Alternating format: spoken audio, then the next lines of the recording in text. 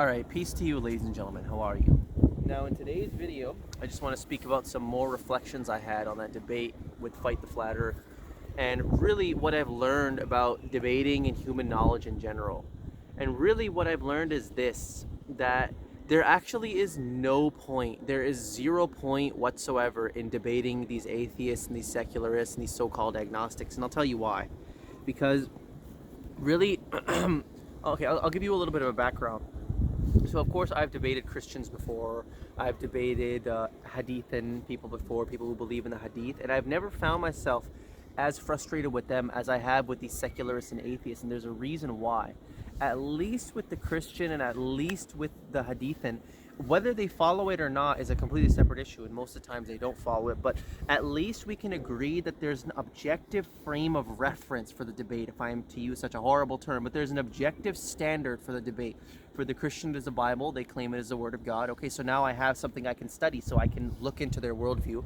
And obviously for the Hadith, and he claims at least that the Quran is his worldview, that the Quran is. So we have an accepted metric or parameter for the debate, and it is the Bible or the Quran, with the Christian or the Muslim respectively.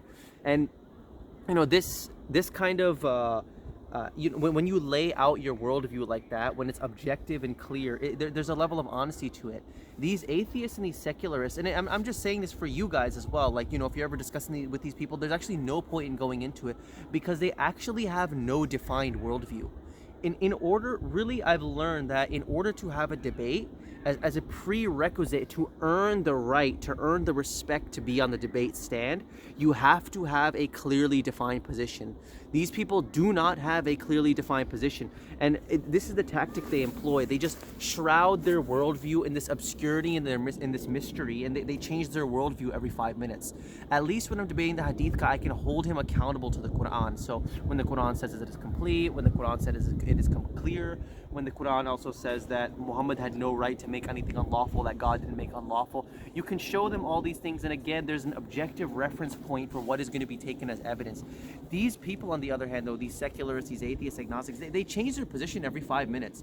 Basically, whatever is convenient for them to win the debate, whatever is convenient for them to shuck and jive around responsibility and to continue to maintain their weak and pathetic, godless and degenerate lives, they're going to go with it. For example, you know, in that video where I exposed Fight the Flat Earth, when these people are confronted with intelligent design, at least specifically the agnostic, right? Because, you know, when you confront them with the obvious truth that the world is intelligently designed, you literally believe this world came out of nowhere for no reason. Nobody designed it whatsoever. You're trying to find the science, the order within the world, the logic within the world, the reason within the world. You claim yourself to be a reasonable person, but you believe the world didn't come out of a reasonable creator. How ridiculous is that? When they're confronted on the obvious truth of intelligent design, then they're agnostic. They don't know, but they're honestly seeking the truth. Yeah, okay. But then when you start reminding them of Judgment Day and the wrath of God and how there's going to be accountability for how they live their lives, then suddenly they're atheists. They know God doesn't exist, right? These people don't have any standards, and there's no point in debating them at all. At all. They change their belief every 5 minutes just to fit whatever is convenient for them, whatever is easy to defend. In the moment where they're confronted with intelligent design, it's easier to be an agnostic because basically they don't want to deal with the issue. And then when they're reminded of the judgment of God and that they need to change their life and live their life in a more generate, not degenerate, but a generate, productive way, then they're atheist, right? It's just changing your position. Even if you look throughout the debate, all throughout he's changing the parameters for what he calls evidence. At first, you know, it's empirical evidence. He believes in, supposedly at least, what you see and what you hear and what you smell, your senses. We're going to go with empirical evidence. Then later on, he goes to theoretical speculation, abduction, and he admits that his senses are completely useless. These people have nothing. There is no point in debating them because they themselves don't know what they believe. And I really see in the Quran but why the Quran says certain things it does. Like, you know, I recall chapter 28 verse 49 where God says, and I'm going to paraphrase it, where God basically says about the Quran, he tells us, say thou, bring a decree clearer than these, and I will follow it if you be truthful. Over and over. Why does God tell us to say this to these people? You brought no clear warrant. You have no authority. You haven't come with a warrant or authority. You haven't come with a clear decree. Examine thou us. Why? What is the importance of having a decree? Because God knows how human beings are. He knows when they have nothing, like these secularists, these atheists, they stand on nothing, these people. when I say this, I'm not using it as pejorative. It's actually a fully accurate way to describe their nature. They actually are baseless. By baseless, I mean they have no foundation to stand upon. They change their belief every 5 minutes. And God knows that. God knows that most human beings in their ego, they're not going to admit that they're wrong. They're not going to admit that they're mistaken. They're just going to reroute their belief, anything to maintain their current way of life and to face no responsibility. So that's why he tells us to ask them, bring a clear decree if you be truthful, and I will examine it. At least the Christian, he brings a clear decree. He brings the Bible. The Jew brings a Torah. At least the Hindu brings the Bhagavad Gita. You know, they have a clear decree, and I can examine it. And if it's greater than the Quran, I will follow it. And of course, it never is greater than the Quran. God is using this as a rhetorical question. But there's a reason why God tells us basically only deal and debate or argue, only engage in these long conversations with people who have brought a clear decree, so they have a clearly defined worldview. If they have not, the assumption is just to turn away from them, because they only follow their vain desires at that point. All it is just whatever they want. And, you know, regarding agnosticism, another thing that's interesting about it, and I heard this one from the Southern Israelite, Drake, and it's so true. It's so true. Always when they're confronted with the truth of intelligent design, it's so obvious the world was created by God. Look, the sun rises, the sun sets, the moon comes up, the moon sets. There's a clear cycle, a system, a pattern, an order. Somebody gave this thing order. When they're confronted with that, these atheists, they'll say that they're agnostic, and they'll shroud basically their full lack of responsibility, their unwillingness to take any responsibility, and this veneer, this pretend light of, oh, I'm just honest, I'm seeking the truth. These people are not seeking the truth. Wavering. They're just wavering. They're wavering. At least the hardcore atheist, and both the atheist and agnostic, they have no responsibility. They're really just the same. They're just two flavors. They're two stems shooting out of the same root. But at least with the atheist, the hardcore militant, he has to sit there and defend the stupidity of his ideology in the face of intelligent design. At least he's going to sit there and tell you God doesn't exist. This universe was not intelligently designed. He's going to make a fool of himself. At least he has to stay committed to his belief. The agnostic doesn't even stay committed to his belief. But he just changes here and there. And, you know, what I was going to say about the Southern Israelite is what he says is so true. Isn't it convenient that with regards to agnosticism and atheism, that the most honest worldview, the most truthful, the most intellectually honest, it just so happens to be the worldview that leaves them with the least amount of responsibility in their life, right? If there is no God, or there is no judgment day, or I'm agnostic on the issue of God, I don't care. I don't care whether he exists or not, which is just basically saying, I don't care about the truth. I'm just going to live my life in whatever way I want, you know. Every agnostic I've ever spoken to, they never play the other side of the coin. They never tell me why God may exist if they're supposedly agnostic. They never tell me the evidence of why God may exist. They always argue like atheists. They always tell me why God doesn't exist, okay? They're always casting doubt about why God doesn't exist. But you see, the supposed most truthful position to be in leaves them with the least amount of responsibility. No judgment, no accountability, no purpose, no destiny, no nothing. It's the most honest position. These people don't care about the truth. And I've really learned that I'm going to be very selective with who I engage in conversations with. Now, with Fight the Flat Earth, the only reason I dealt with him and I debated him was to show how much of a fool he is on the internet and how ridiculous and baseless his worldview is. But if it isn't for like a public display, you know, this kind of like Moses, when he said, meet me at the day of the festival, right? He did it basically, he was going to show publicly that Pharaoh's sorcerers, they built their life based on nothing. Their worldview is based on nothing. But if it isn't for this public display where people can see the foolishness and the evil, otherwise I have no business engaging with these people in a private one-on-one conversation. You have no business either, because again, as a prerequisite, as a foundational postulate to having a debate, is you need to have a clearly defined worldview. These people have no worldview. They just go with what is easy in the moment, whatever is pragmatic and what can maintain their selfish way of life. And specifically with respect to my debate with Fight the Flat Earth, and then obviously he brought on Tony and some other Christian, I don't even know who the person is, but you'll see in the debate when Tony is talking to me, he's asking me to explain certain passages in the Quran that he finds objectionable. Now, of course, I don't care if he finds them objectionable. God has revealed what he's revealed, but he's asking me to explain it. And you see, I'm in the position where I have to explain the Quran. Or, you know, for example, that Christian guy, what did he do? He accused the Quran of saying that women are less valuable than a donkey. So I can say, no, the Quran didn't say that. But at least my position is open enough, it's honest enough, it's clearly defined enough where Tony can now, to his own detriment, of course, but he can open up the Quran and start attacking me, start accusing me. He can actually open up the Quran and bring up passages and ask me to explain them. But with Tony, this atheist, I can't do that with him. I don't know what his worldview is. He hasn't clearly defined it, because really all he does is he just follows his own vain desires. Again, what is easy for him, what allows him to maintain his selfish, responsibility-less, godless, degenerate life, right?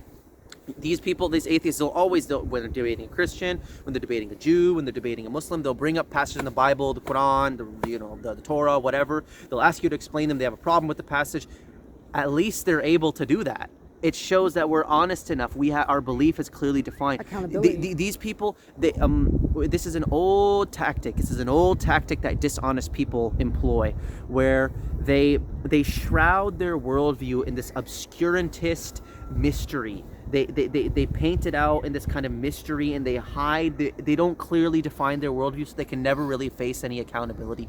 Nobody can really refute them because they don't have a position to refute, right? So that's just another reflection on that debate. You see, these people, atheists, secularists, unless they bring this is the Quranic position too. I'm not just telling you this stuff. It's a Quranic position. Unless they bring a clear decree, a warrant, something something that is just black and white defined as to what they believe and what they don't. Otherwise, if they can't do that, then they haven't even earned the right to debate. They don't deserve your time. They just deserve to be disregarded and ignored. And that's really all I got to say on the matter, ladies and gentlemen. It's really all I got to say. I hope this talk was a blessing. And yeah, peace to you. Remember, deceit abounds, so keep your eyes wide open. Peace out. Peace and blessings in the name of the Most High, viewer. My name is Walid Naeem, and I am a zealous submitter to the one true God, the creator of all mankind. Do you notice something wrong with the world? Something strange? Despite us having a church, synagogue, and mosque in every neighborhood, how has this entire Western civilization fallen into abject atheism, nihilism, and savagery? Why does life just seem so dull, so meaningless, and so devoid of anything real in the Occidental world? Despite the ubiquitous presence of these religious institutions, why are our so-called Muslim sons in large numbers drinking, smoking, partying, and chasing after women, with no seeming desire to do anything more with their life other than satisfy their base pleasures, when God has commanded them to be clean, righteous, and responsible leaders of their community? And why are our hijabi so-called Muslim daughters walking around with tight jeans that reveal their figure, with TikTok accounts posting semi-provocative, self-absorbed videos of themselves online for the world to see, when God has commanded them to lengthen their garments and be modest in their mannerisms? What has happened here? These young men and women are supposed to be making themselves right before God, while raising the next generation of ardent defenders of the holy faith. But it seems that Islam features no more in their lives other than a scarf on their head, a Friday fidgeting around in the mosque when their parents forced them to go against their will, or a decorative hanger in their car. At this rate, if God allows us to continue going down the road it is, then Islam and the Quran will become pretty much non-existent in the lives of most of our descendants, if it wasn't already non-existent now. If we do not take a stand soon, in a few generations, our children's children will likely be indistinguishable from the secular West. Is that the kind of world we want to live in? Our kids to live in? A world practically devoid of the remembrance of the one God and all things sane? I obviously can't speak for you, but for my own self, I can personally say, count me out of it. I'm not going to sit here and just watch my brothers and sisters, those who claim to believe in God alone, believe in Judgment Day, His prophets and angels, and all the other aspects of this holy creed, get duped into going to hell. I'm not going to let this happen without at least something of an effort on my end to reroute this dark trajectory. So, again, how in the world do we end up here? There is a mosque in practically every neighborhood in the West, and no shortage of donations that get dropped in their boxes. They have had lots of funding, lots of time, and unquestioning support from their respective congregations, yet somehow have been run over by the secular atheist. All of their so-called Muslim children go to the atheist, secular public schools for most of their week to be taught beliefs that are completely incompatible with the Quran. And we wonder why they have ended up the way they are. If these houses, and by these houses I mean the mosques, were truly of God, that were doing everything right, then why would our Lord let them get so decisively trampled upon by their enemies? Why do the wicked have all of the reins of power here? Clearly, something is not adding up. Well, it is my thesis here today that the vast, vast majority of mosques that exist in this world today have lost their way and follow a religion which is completely foreign to the Quran. This is why they have failed so miserably in the West, and it seems that God has forgotten them. In truth, the real reason behind their shortcoming is that they, and many of us, have forgotten God Himself, which is why He has left us here collecting our bitter receipts. So, what are my exact criticisms of the mosques today?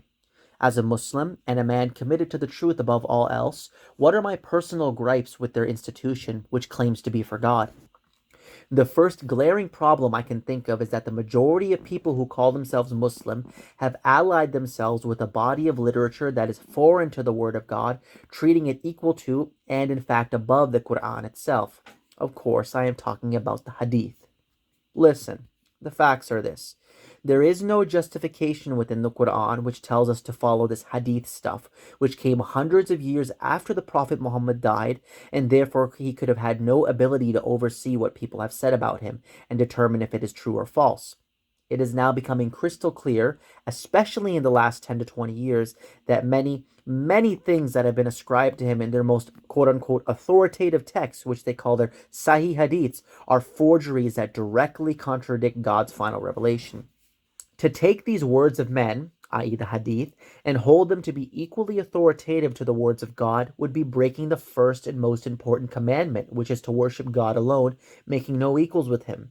To say that these supposed words of Muhammad, which are not even Muhammad's own words, but simply very doubtful rumors about what people who existed hundreds of years after him say he said, that have been decided upon by the scholars as authoritative, holds equal, or in fact any weight in our faith comparable to the verbatim words of God Himself, the Holy Quran, is idolatry.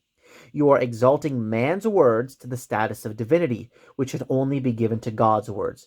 Nothing comes even close to the Quran, because God, the creator of the heavens and the earth, is its author. This includes the Hadith too, which pales in comparison and is superfluous to the glorious Quran. If you are interested in seeing a full refutation of the Hadith, you may watch my video titled A Defense of Prophet Muhammad, David Wood and Hadith Exposed, which is linked below.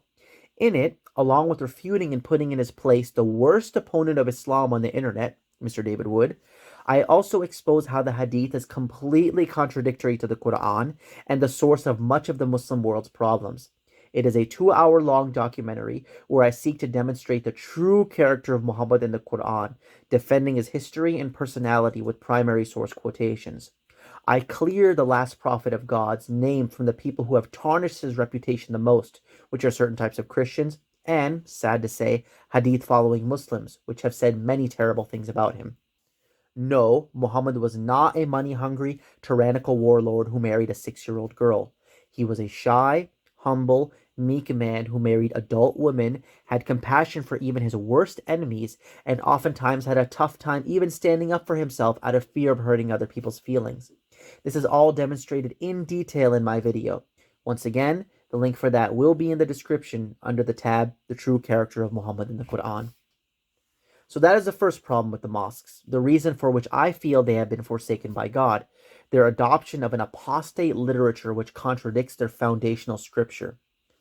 The second point of contention I have with many of the mosques is their seeming unwillingness to say anything controversial which may make them face persecution from their government. The fact that 9/11 was not only an inside job, but the fact that no planes hit the Twin Towers on that day, and the whole charade was a hoax designed by the governments of the world to forever frame the Muslim people as terrorists and justify invasions in our countries, should be taught to every man, woman, and child. This great fraud of the September attacks has left such a lasting, enduring reputation on every brown person, and Muslim in general, that it should be discussed in every mosque.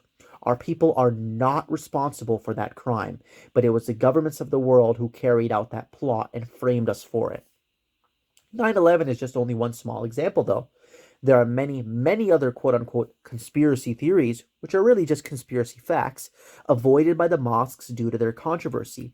like the fact that the monetary system in the West is an ungodly scam based on usury, the fact that the so-called healthcare system is a predatory empire which doesn't try to cure anybody, but instead makes money off of human suffering, the fact that sodomite propaganda is being promoted to the masses, including our children, and the fact that the thing which I will call the C19er, to avoid censorship, was a hoax perpetrated by the powers that be to greatly expand their police state, censorship incentives, and surveillance systems worldwide in order to create their new world order, and much more.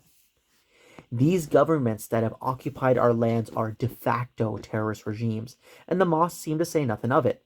They appear to be more concerned with not being labeled extremists while they live their comfortable, well-funded lives, avoiding topics that are hard to deal with due to the abject persecution they bring. That is my second problem with them. They're at the very least lack of awareness, or if not, perhaps lack of willingness to address the real geopolitical situation going on in the world. And lastly, my third trouble with the mainstream mosques, which can also be put into the category of conspiracy facts, is their complete ignorance on the true nature of the earth. It may sound as a shock to you, my viewer, that the Quran, the Bible, and in fact all of the ancient scriptures teach the earth is flat and stationary. This is the only model of the world which is compatible with those texts and also scientifically provable. This flat earth conspiracy, which should really be called the globe earth conspiracy, is one of the biggest lies of the modern world, we are told, and goes in line with what I said earlier about the endemic corruption of the governments of the world. Everything you have been told about where you live is a fabrication, and the space agencies are a shameless hoax. For a fully detailed presentation on the subject of flat earth, where I demonstrate the science, the history, the philosophy, the verses in the Bible and Quran proving it, and much more, you can read my book titled The Flat Earth Manifesto, which is linked in the description. This work runs to nearly 1,200 pages and is practically a textbook on not only the topic of flat earth, but the subject of physics proper, and I expose the biggest fraudulent religion of the West, which is science worship, otherwise known as scientism. As with all of my work, it too is available for free. No, you do not live on a pathetic speck of dust spinning around in the middle of nowhere in space. You live in a brilliant, intelligently designed terrarium created by God and are at the center of the universe. Again, to learn more, the link to the Flat Earth Manifesto will be in the description. Those right there are my three biggest scores against the mosques of today. There are more points I could bring up, but these are the major ones. These are the controversies which have estranged me from the rest of the so-called Muslim world. Believe me when I say that I would love to join them, and that it hurts me so deeply that I have to pit myself up against the very institution I was born and raised in, the mosques I attended from childhood, whose carpets upon which I walked, stood, prayed, and listened to the preaching in my earliest years. But that is the price to pay for the truth. My commitment to God and what is right is more important than my emotional attachments to a place that was once dear to my heart. Simply put, this is why I think God has forsaken us. This is why I think that the mosques have been steamrolled by the secular atheist. It is because most of us have abandoned the word of God, neglected preaching the truth, and instead chosen comfort over courageous action. That is my thesis to why this great falling away in the West has taken place. If this sounds shocking to you, if it sounds so unbelievable that the majority of the so-called Muslim world could be deceived so badly, then I simply have these verses in the Quran to show you. In the name of God, the Almighty and the Merciful. Chapter 6, verse 116. And if thou obey most of those upon the earth, they will lead thee astray from the path of God. They follow only assumption, and they are only guessing. Chapter 25, verse 30. And the messenger will say, O my Lord, my people took this Quran as a thing abandoned. God has really predicted this a millennia ago. He knew that the people who follow what is really right are few and far between, that the majority of men and women are led astray, and the people who claim to love Muhammad the most, i.e. mainstream Muslims, would abandon the glorious Quran. God has revealed to us 1,000 years ago that this all would be the case. It is my mission, therefore, by the will of God, to band together with like-minded believers who have understood the truth and work together to build a new institution from the ground up, founded upon prudent fear. We need to start fresh. Start anew. We need to build a new mosque where people can hear the unfiltered preaching from the Quran alone, where men and women can get married, where children can play and be educated in the truth, and where the name of the Most High God, without any associate partners, can be remembered. We need a group of highly dedicated men who will raise and defend this institution with their own hands if need be, and go out into the world warning people of the punishment of God, bearing witness to the truth of his oneness. That is my mission, my viewer. If you found that this mission of mine has touched your heart and is something you want to get involved with, then feel free to contact me in the email below. I am located in Ontario, Canada, and I'm looking forward to form a community with like-minded believers who want to contribute to this great cause. I am neither a nationalist nor racially biased. If you follow the Quran alone and believe in the truth, then as far as I'm concerned, you are my brother in the faith. I prefer you over someone of my own kindred who denies God and commits corruption in the earth. My loyalties are primarily ideological, not racial. Remember, my viewer, that this life is short. Everything we do and don't do is recorded by God and will either bear witness for us or against us on the day of judgment. Hell is eternal, and I do not know about you, but as for me, I want to meet my Creator in the best state possible. I want to spend my life struggling to build up my people, the true Muslims, so that God may be pleased with me on that day. If you are interested in that, then feel free to join me.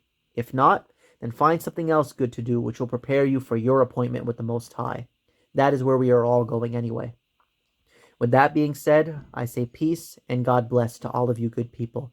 Take care, everyone.